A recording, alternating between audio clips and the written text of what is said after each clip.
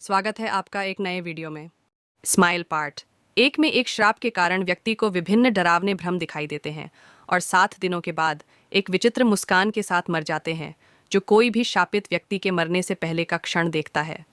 अगला शिकार वही आदमी बन जाता है और फिर वही चक्र में दोहराया जाता है और लगातार आगे बढ़ता रहता है। कर्स को पूरी तरह से समाप्त नहीं किया जा सकता, केवल फोर्सिबली ट्रांसफर्ड किया जा सकता है। वर्ष 2022 में रिलीज होगी इस कॉन्सेप्ट के साथ डेडली स्माइल उस वर्ष हॉरर फिल्मों में फैंस फेवरेट मूवी बनी। आज मैं आपके लिए इसका सीक्वल डेडली स्माइल 2 लेकर आई हूँ। बिना किसी देरी के आइए आज की कहानी शुरू करते हैं। कार्ल नायिका का एक्स बॉयफ्रेंड है, जो पहली फिल्म में पुलिस ऑफिसर था। नायिका की मृत्यु देखकर कार्ल शापित हो गया था। 7 दिन लगभग पूरे हो चुके थे तो कार्ल कर्स को ट्रांसफर करना चाहता था। उसने लोकल गैंग को अपना लक्ष्य बनाया क्योंकि उसे लगा कि उन्हें मारने से न्याय मिलेगा और इस तरह उसका अपराध कम हो जाएगा। कमरे में गैंग का एक सदस्य मौजूद था जो गवाह के रूप में काम कर सकता था। कार्ल ने ज्यादा कुछ नहीं कहा और सीधे अपने बगल वाले आदमी पर हमला कर दिया। दूसरे आदमी ने सोचा कि वह राइवल गैंग से है और उसने जवाबी फायरिंग की। हालांकि वह धीमा था, इसलिए वह कार्ल से चूक गया, जबकि उसे खुद को 2 बार गोली लगी। ये देखकर कि कर्स ट्रांसफर प्लान फेल हो गया, कार्ल बहुत गुस्सा हुआ। तभी पीछे से आवाज आई। पता चला कि दूसरे कमरे में कोई छिपा हुआ था। पहले की अराजकता को प्रत्यक्ष रूप से देखने के कारण कार्ल को डर नहीं लगा। इसके बजाय वह शांत दिख रहा था, क्योंकि इसका मतलब था कि श्राप उससे ट्रांसफर हो गया है। जैसे ही वह जाने वाला था, वह अप्रत्याशित रूप से गैंग के बाकी मेंबर्स से टकरा गया, जिसके परिणाम स्वरूप वो कार्ल पर गोलियां चलने लगे। जल्दबाजी में कार्ल पीछे की एक खिड़की से भाग निकला, लेकिन वह ज्यादा दूर नहीं जा पाया। समय तेजी से 6 दिन बाद में बदलता है। स्काई, एक महिला नायक, एक टेलीविजन स्टेशन के साथ इंटरव्यू में भाग लेती है। वह एक लोकप्रिय पॉप सिंगर हैं। 1 साल पहले एक ग्लोबल टूर के दौरान वह एक कार दुर्घटना का शिकार हुई, जिसमें उसके बॉयफ्रेंड की मौके पर ही मौत हो गई और वह गंभीर रूप से घायल हो गई थी और उसे अस्पताल में भर्ती कराया गया था। इसके बाद उन्होंने रिकवरी पर ध्यान देने के लिए अपने सभी प्रोग्राम रद्द कर दिए। अब पूरी तरह स्वस्थ होने के बाद उन्होंने अपनी वापसी की घोषणा की और एक वीक में अपनी टूर एक्टिविटीज़ को जारी रखने की तैयारी करने लगी। भले ही वह 1 साल से लोगों की नज़रों से दूर थी, लेकिन फैंस के व्यवहार से यह अभी भी स्पष्ट है कि कंटेम्पररी पॉप म्यूज़िक को अंडर एस्टिमेट नहीं किया जा सकता। फिर भी इस ग्लोरी के पीछे कोई नहीं जानता कि पिछले वर्ष में उसने क्या अनुभव किया है। स्काई के शरीर पर बड़े और छोटे निशान दिखाई दे रहे हैं और उसका स्पाइनल नर्वस सिस्टम भी डैमेज हो गया था। वह केवल अवैध दवाएं लेकर ही असहनीय दर्द से राहत पाती थी। अपकमिंग प्रोग्राम की रिहर्सल और प्रदर्शन की तैयारी के लिए स्काई ने एक बार फिर अपने अच्छे दोस्त लुइस से संपर्क किया। लुइस, कार्ल और गैंग के बीच गोलीबारी के दौरान वही मौजूद था। स्काई ने आधे घंटे में दवा लेने के लिए उसके साथ अपॉइंटमेंट लिया। असिस्टेंट और ड्राइवर के चले जाने के बाद स्काई भेष बदलकर होटल से बाहर चली गई। जब आकाश उसके पास पहुंची तो अप्रत्याशित रूप से लुइस ने स्काई को कमरे में खींच लिया और उसकी गर्दन पर तलवार रख दी और उसने पूछा कि वो यहाँ क्या कर रही थी और अपने अग्रीमेंट को पूरी तरह भूल गया था। वह बहुत भयभीत और भ्रमित लग रहा था। जब उसने अपने फ़ोन पर मैसेज देखा तब वो शांत हो गया और अपनी तलवार भी नीचे रख दी। कार्ल दोबारा गैंग लीडर की हत्या देखने के बाद से लुइस को तरह तरह की डरावनी तस्वीरें दिखाई देती थीं। स्काई को लगा कि कुछ गड़बड़ है और वह वहाँ से जाना चाहती थी, लेकिन अचानक लुइस शांत हो गया और आखिरकार वह बेडरूम से दवा लाने के लिए गया और स्काई सोफे पर बैठकर इंतजार करने लगी। अप्रत्याशित रूप से स्काई उसका 15 मिनट तक इंतजार करती रही। फिर स्काई ने कई बार बेडरूम की ओर आवाज़ लगाई, लेकिन कोई रिस्पॉन्स नहीं मिला। तभी वह अंदर जाकर जांच करना चाहती थी, लेकिन अचानक लुइस स्काई की प्रतिक्रिया से पहले ही पागलों की तरह बेडरूम से बाहर आया। फिर वह आदमी डर कर छत की ओर देखने लगा और चीखने लगा, मानो उसने कुछ ऐसा देख लिया हो जिसे स्काई नहीं देख सकी। इसके बाद उसे सांस लेने में कठिनाई होने लगी और तभी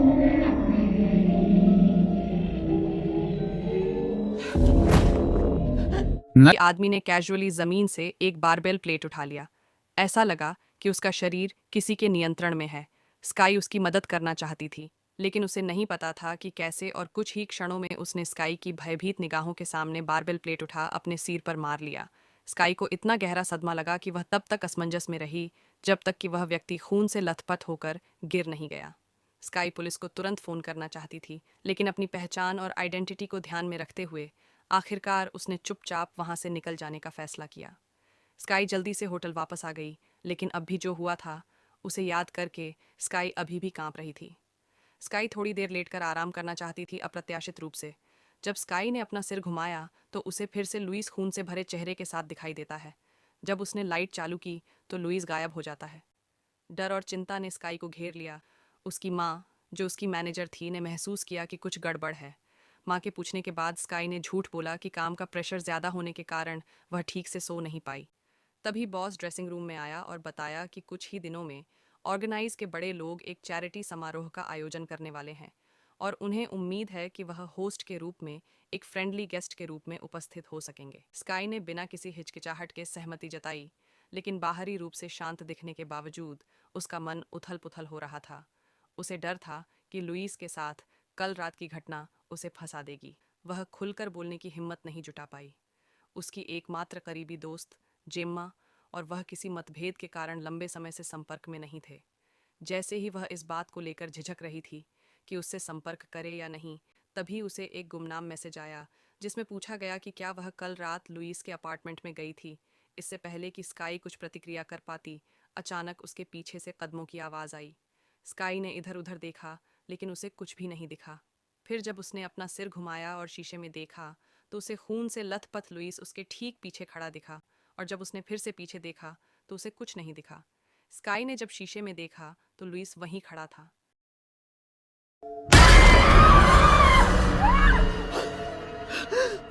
दोपहर में कंपनी ने एक फ़ैन मीटिंग इवेंट ऑर्गेनाइज करवाया और स्काई ने फैंस की अलग अलग मांगों को पूरा करने के लिए खुद को तैयार किया। लाल और सफ़ेद चेहरे वाला एक आदमी एक टी शर्ट लेकर आया और ऑटोग्राफ मांगा। स्काई ने मना नहीं किया और ऑटोग्राफ कर दिया। अगले फोटो सेशन के दौरान उस आदमी ने अप्रत्याशित रूप से उसके कान में बातें फुसफुसाने लगा। जैसे जैसे वह आगे बढ़ता गया, वह अधिक एक्साइटेड और अग्रेसिव हो गया। जब सिक्योरिटी को पता चला कि कुछ गड़बड़ है, तभी उन्होंने उस व्यक्ति को प्रोग्राम से बाहर निकाल दिया।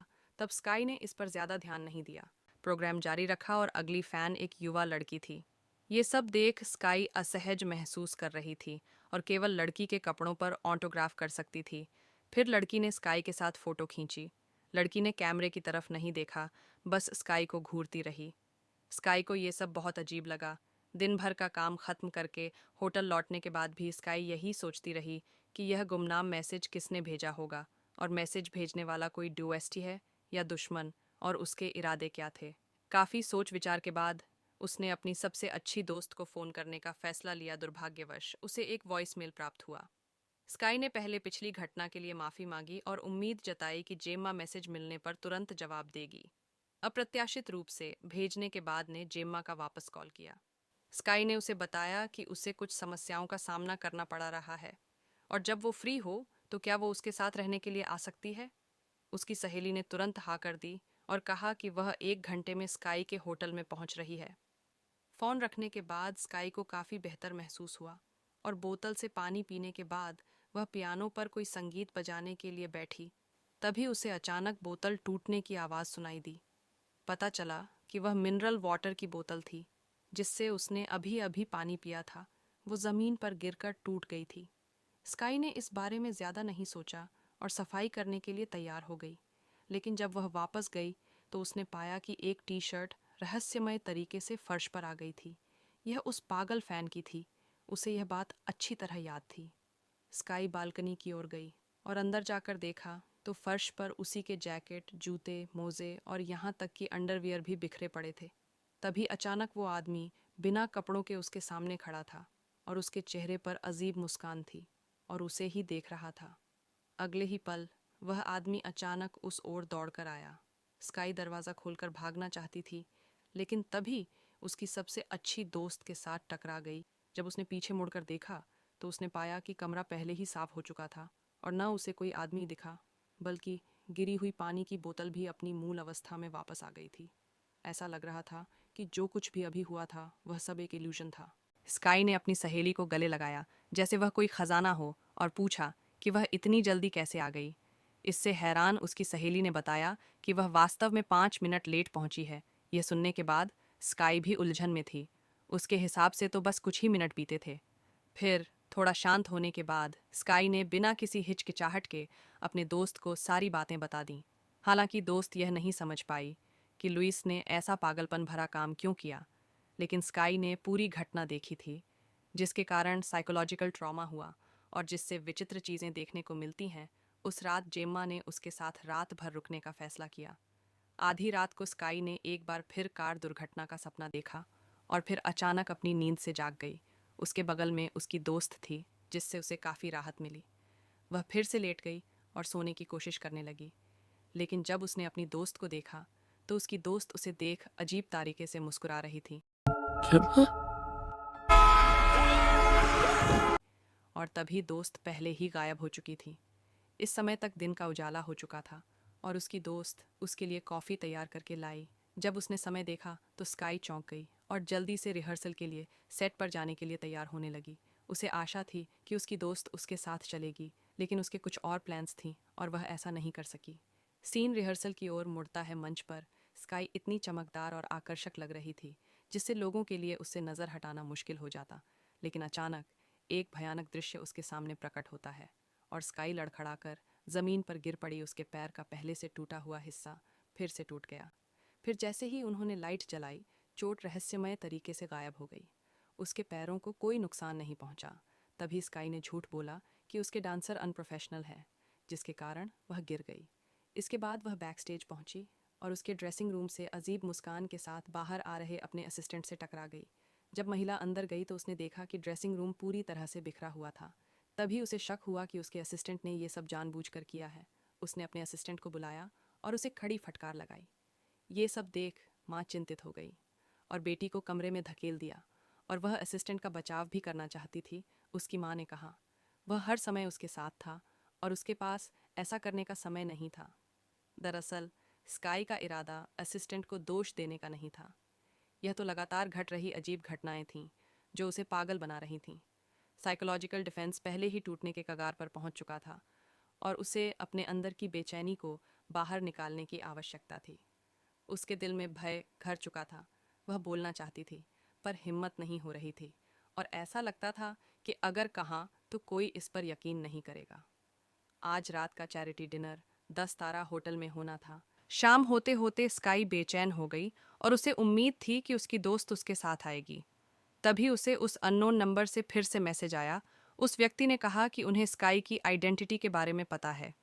स्टाफ ने उसे मंच पर धकेल दिया और दर्शक उत्साह से चीयर्स करने लगे। स्काई को ऐसे इवेंट्स का कोई एक्सपीरियंस नहीं था। ऐसा कहा गया कि उन्हें अपनी लाइंस पढ़ने के लिए केवल टेलीप्रॉम्प्टर को देखना है, लेकिन अप्रत्याशित रूप से टेलीप्रॉम्प्टर शुरू में ही खराब हो गया। इसके अलावा स्टाफ वालों को इस खराबी का बिल्कुल भी पता नहीं चला। भीड़ की उत्सुक निगाहों के सामने स्काई के पास खुद को संभाल कर अपनी कहानी सुनाने के अलावा कोई चारा नहीं था। सौभाग्यवश टेलीप्रॉम्प्टर ठीक तरह काम करने लगा, जिससे माहौल कुछ ठीक हो गया। जब स्काई ने अगले गेस्ट का नाम पढ़ा तो ऑडियंस में शोर मच गया और स्काई भी चौंक गई। यह उसके एक्स बॉयफ्रेंड का नाम था। जैसे ही उन्होंने एक दूसरे को देखा, वहां अराजकता का माहौल पैदा हो गया और उसी क्षण दर्शकों में से एक व्यक्ति मुस्कुराता हुआ खड़ा हो गया। वह स्काई का एक्स बॉयफ्रेंड था। एक आदमी धीरे धीरे मंच की ओर बढ़ रहा था, लेकिन दूसरे लोग उसको देख ही नहीं पा रहे थे। जैसे ही वह करीब आया, स्काई ने अपनी आंखें बंद कर लीं। खुद को शांत करने की कोशिश कर रही थी। निश्चित रूप से जब उसने अपनी आंखें खोलीं तो वह व्यक्ति पहले ही गायब हो चुका था। उसके पीछे खड़े स्टाफ मेंबर उसको शांत करने के लिए आए, लेकिन स्काई ने गलती से उसे मंच से धक्का दे दिया, यह सोचकर कि वह उसका बॉयफ्रेंड है। अब वह जीवन में रियलिटी और इल्यूजन के बीच अंतर नहीं कर पा रही थी। फिर उसने खुद को कमरे में बंद कर लिया और किसी से मिलने से मना कर दिया। उसी समय एक अजनबी का मैसेज फिर से आया। उसने बताया कि स्काई खतरे में है और वह स्काई की मदद कर सकते थे। फिर उसने स्काई को लुइस का एक वीडियो भेजा। ये वीडियो लुइस ने सोशल मीडिया पर पोस्ट किया था, घटना से एक दिन पहले। वीडियो में लुइस ने एक खाली कमरे की ओर इशारा करते हुए सभी से पूछा कि क्या उन्होंने कोई मुस्कुराता हुआ आदमी देखा जिसका चेहरा खून से भरा हुआ है। उसकी स्थिति भी उससे अलग नहीं थी जो उसके साथ घटित हुई थी। हर बार भूतियां आकृति दिखाई देती और फिर अचानक गायब हो जाती थीं। स्काई को लगा कि यह अजनबी कुछ ऐसे रहस्य जानता होगा जो उसे नहीं मालूम। इसलिए मिलने की जगह तय करने के बाद वह जल्दी से वहां पहुंच गई। मिलने की जगह एक घटिया बार थी और उनकी बातचीत से हमें पता चला कि उस आदमी का नाम मॉरिस है, वो भी एक विक्टिम है। उसने बताया रहस्यमय राक्षस ने यह ईविल कर्स फैलाया है। कर्स में लोगों को कई भयानक दृश्य दिखाई देते हैं और अनिवार्य रूप से 7 दिन बाद किसी दूसरे व्यक्ति के सामने पेश होने पर गवाह अगला व्यक्ति टारगेट बन जाता है। लेकिन मेडिसिन के डॉक्टर मॉरिस ने पहले ही इसका समाधान सोच लिया था, जेकर उस शापित व्यक्ति को एक ऐसी दवा का इंजेक्शन दे दिया जाए जिससे दिल की धड़कन बंद हो जाए, लेकिन जीवन को कोई खतरा नहीं जब तक कोई गवाह न हो। यह इल्यूजन पैदा करना कि होस्ट पहले ही मर चुका है तो अभिशाप के प्रसार को रोक सकते हैं। वह पहले लुइस को बचाने के लिए इसका उपयोग करना चाहता था, लेकिन दुर्भाग्यवश बहुत देर हो चुकी थी। तभी उसे लुइस के फ़ोन के जरिए स्काई मिली। महिला निश्चित रूप से इस बात पर विश्वास नहीं कर पाई और उस आदमी से बहस करने लगी, पर आवाज़ बहुत तेज़ होने के कारण पास में खड़े लोगों ने उसे पहचान लिया। स्काई को अपना भेष बदलना पड़ा और जल्दी से बार से भागना पड़ा। वापस लौटने के तुरंत बाद होटल में घुसकर जब उसे अपना भेष हटाया तो डांस टीम के सभी सदस्य स्काई को देखकर मुस्कुरा रहे थे। वह डर के मारे नीचे बैठ गई और जब उसने साइड में देखा तो एक पल में सभी धीरे धीरे स्काई के पास पहुंच जाते हैं। स्काई भागना चाहती थी, लेकिन उसके लिए यह बहुत कठिन था और जल्द ही सभी ने उसे घेर लिया। उन्होंने उसके शरीर को नोचना शुरू कर दिया और स्काई कोमा में चली गई। जब उसने अपनी आंखें खोलीं तो वह पहले से ही अस्पताल में थी। उसकी माँ ने उसे फर्श पर बेहोश पड़ा पाया और उसे यहाँ ले आई। लेकिन स्काई को जल्द ही पता चल गया कि कल रात जो हुआ वो कोई भ्रम नहीं था। उसके चेहरे पर चोट के निशान और शरीर में दर्द सचमुच रियल था। इस घटना के बाद स्काई को मॉरिस की बात पर पूरा विश्वास हो गया। वह कॉन्सर्ट रद्द करके अपनी माँ के साथ कहीं दूर भाग जाना चाहती थी, लेकिन उसकी माँ ने साथ के साथ उसे मना कर दिया, जो अभी भी अपनी बेटी के स्वास्थ्य की चिंता करने के बजाय पैसा कमाने के बारे में सोच रही थी। स्काई का अस्तित्व उसे सिर्फ पैसे कमाने का एक जरिया लग रहा था। इसके बाद दोनों के बीच तीखी बहस छिड़ गई। अप्रत्याशित रूप से ठीक उसी क्षण स्काई को देखते हुए गुस्से से भरी माँ अचानक शांत होकर अजीब से मुस्कुराने लगी और फिर आगे बढ़कर शीशे पर मुक्का मारा, जिससे शीशा चकनाचूर हो गया। कांच का एक टुकड़ा उठाकर वह बिस्तर की तरफ आई और फिर एक अविश्वसनीय दृश्य हुआ। स्काई ये सब देखकर डर गई और जल्दी से बाहर निकलने की कोशिश की, लेकिन दरवाजे पर उसने पाया कि उसके हाथ में खून से सना हुआ कांच का टुकड़ा था और अपनी माँ को खून से लथपथ देखा। वो शॉक हो गई और वह समझ नहीं पा रही थी कि यह एक बुरा सपना है या हकीकत, और वह जल्दी से अपनी माँ की लाश को चादर से ढक देती है। फिर स्काई ने जल्दी से कुछ कपड़े पहने और अस्पताल के कमरे से बाहर भाग गई। वह जल्दी से मॉरिस को ढूंढना चाहती थी ताकि भयानक अभिशाप को तोड़ सके। खराब कपड़े होने के कारण उसके शरीर पर लगा खून छिप नहीं सका, जिससे हॉल में मौजूद डॉक्टरों और सिक्योरिटी वालों का ध्यान तुरंत उसकी ओर आकर्षित हो गया। अफरा तफरी में स्काई ने सुरक्षा गार्ड से बंदूक छीन ली और हवा में गोली चला दी। उसने सभी को चेतावनी दी कि वे उसका पीछा न करें। तभी बाहर उसे अपने दोस्त से मुलाकात हुई जो उनसे मिलने आई थी, बिना कुछ बताए। इसके बाद उसने अपने दोस्त के साथ मिलकर ड्राइवर से गाड़ी छीन ली और फिर अपने दोस्त को गाड़ी चलाने को कहा और फिर अस्पताल से भाग गई। उन्होंने जल्दी से मॉरिस से संपर्क किया और सब कुछ समाप्त करने की इच्छा व्यक्त की। मॉरिस ने तुरंत एक एड्रेस मैसेज किया। वे दोनों तेजी से घूमे और अपने लक्ष्य की ओर चल दिए। कार के आधे रास्ते में स्काई ने मरने का नाटक करने के बारे में सोचा। आसपास कोई दर्शक नहीं था। जैसे जैसे सड़क खराब होती गई, स्काई को एहसास हुआ। तभी फोन की घंटी बजी। जब उसने फोन उठाया, उसने पाया कि यह उसकी दोस्त जेम्मा फोन था। स्काई ने अपने डर को दबाते हुए फोन उठाया। उसकी दोस्त ने कहा कि उसका वॉइस मैसेज मिलने के बाद उसने इस पर काफी देर तक विचार किया। तभी अचानक स्काई को एहसास हुआ कि उसके साथ जो है वो कौन है। पिछले कुछ दिनों से उसके दोस्त के वेश में एक राक्षस के साथ घूम रही थी। स्काई को निराशा हुई। इस समय तक उसकी मनःस्थिति को शब्दों में डिस्क्राइब नहीं किया जा सकता। अत्यधिक निराशा के बाद वह शांत हुई और उसने अपनी आंखें बंद कर लीं और शांत रहने की भरपूर कोशिश की। लेकिन तभी चमकदार हुआ और स्काई ने पाया कि वही थी जो स्टीयरिंग व्हील को कंट्रोल कर रही थी। बाकी यात्रा शांत रही। स्काई जल्दी से निर्धारित स्थान पर पहुंची और मॉरिस से मिली। मॉरिस ने सभी दवाइयां और उपकरण तैयार रखे थे। वह स्काई से कपड़े बदलने और लोहे के बिस्तर पर लेटने को कहता है। उसने बताया कि जब शरीर का तापमान थोड़ा कम हो जाए तो प्रयोग शुरू किया जा सकता है।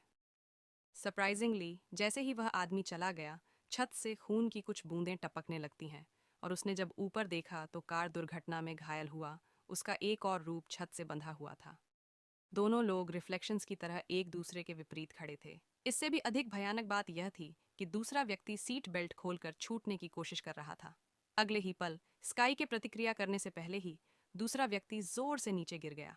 तुरंत ही उसने स्काई को बालों से पकड़ दीवार के साथ खड़ा किया और तभी उसने स्काई को दूसरी तरफ दे मारा और उसने तेजी से उस पर पैर रख दिया और मुंह खोलकर उसके शरीर में एंटर करने की कोशिश करने लगी। हालांकि स्काई कोई साधारण व्यक्ति नहीं थी। उसने अचानक अपने दांत भींचे और उसकी उंगली काट ली। फिर मौके का फायदा उठाते हुए उसने खुद को नकली मौत का इंजेक्शन लगाने लगी, लेकिन प्रतिद्वंद्वी ने उसे कहा कि अब जो कुछ भी हो रहा है वह एक इल्यूजन है। स्काई भागने के लिए उठती है, लेकिन दरवाज़ा अचानक बंद हो जाता है। इससे पहले कि वह इस कमरे से निकल पाती, सीन बदल जाता है और स्काई तुरंत ही कॉन्सर्ट स्टेज पर आ जाती है। स्काई ऑडियंस को देख दंग रह गई। नीचे ऑडियंस पागलों की तरह चिल्ला रहे थे और उसकी माँ भी वहाँ मौजूद थी। अचानक यहाँ आ जाना उसे कुछ समझ नहीं आया। उसके सामने एक और स्काई उसके ठीक सामने खड़ी थी, जैसे कोई राक्षस हो। फिर बिना किसी छिपाव के उस राक्षस ने अपना असली रूप दिखाया। इस भयानक दृश्य को देखकर स्काई डर के मारे स्तब्ध रह गई और राक्षस ने मौके का फायदा उठाकर महिला का मुंह खोला और उसके शरीर में घुस गया। दर्शकों को ऐसा लगा जैसे स्काई स्टेज पर कुछ सेकंड के लिए बेहोश हो गई हो और फिर तभी स्काई खड़ी हो गई। अब उसके मुंह पर भी अजीब सी मुस्कुराहट थी। अगले 30 सेकंड के लिए डायरेक्टर ने कैमरे को ऑडियंस पर फोकस रखा, लेकिन माइक्रोफोन से अचानक भारी धमाके की आवाज़ आती है। ऐसा लग रहा था जैसे उन्होंने कुछ भयानक देख लिया हो। कैमरा शिफ्ट हुआ और स्टेज पर स्काई खून से लथपथ पड़ी थी और माइक्रोफोन उसके आंख में फंसा हुआ था। और बस यही डेडली स्माइल दो की ऑफिशियली एंडिंग हो जाती है। अगर आपको वीडियो पसंद आए हो तो कृपया सब्सक्राइब करें, फॉलो करें, लाइक करें और सपोर्ट करें। Thank you. मेरा नाम रिचा है, तो मिलते हैं अगली वीडियो में। लाइक करके जाना।